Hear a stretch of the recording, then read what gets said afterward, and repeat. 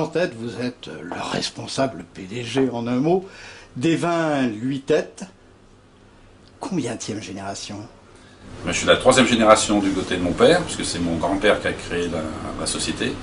Par contre, du côté de ma mère, je suis la 5e génération. Essentiellement du Beaujolais, également des vins du Mâconnais un peu?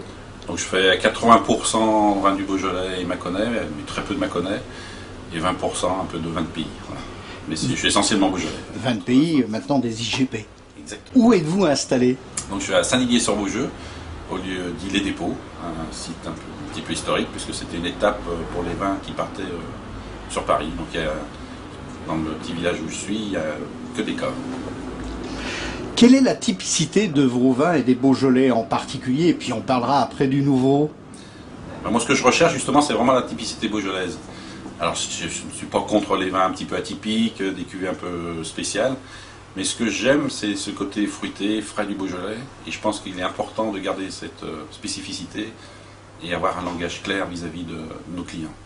On a l'impression, depuis quelque temps, sans doute grâce à l'impulsion de l'Inter-Beaujolais, qu'il y a une volonté de retrouver les racines du Beaujolais, des racines du terroir, des racines des vins tels qu'ils étaient au départ, ces Beaujolais.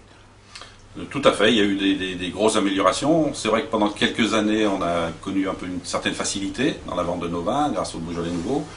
Il y a eu une crise, et dans la crise, il y a toujours quelque chose de bon. Et c'est vrai qu'on s'est remis en cause. Maintenant, on est à la recherche vraiment de notre terroir, parce qu'on a un terroir, contrairement des fois à certaines autres régions du monde, et il faut le mettre en avant.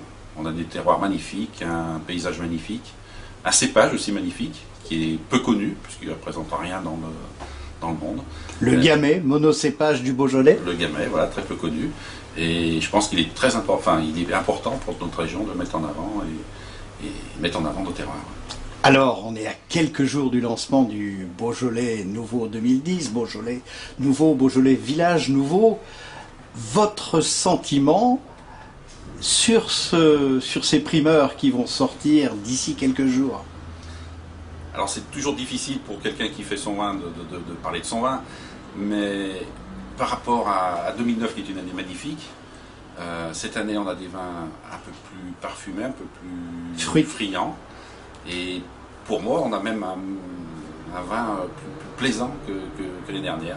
L'année dernière on avait des vins plus de garde, des vins plus vineux, et on est très, très content et très fiers de notre Beaujolais nouveau cette année. Le fait qu'en 2009 il y ait eu un peu plus de soleil, effectivement, donnait un peu plus de capiteux au vin. Aujourd'hui, les vins 2010, les primeurs 2010, on a l'impression qu'ils sont plus équilibrés, plus homogènes, plus frais, plus sur le fruit. Donc c'est peut-être cela la spécificité 2010.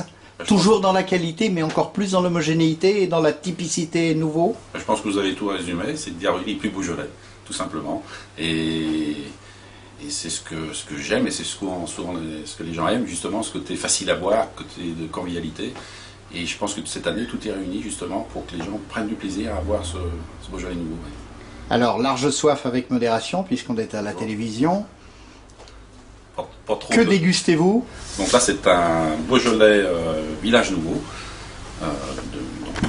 sur 2010, qui vient juste d'être mis en bouteille, mais qui a encore beaucoup de parfums et de fruits, justement. Merci.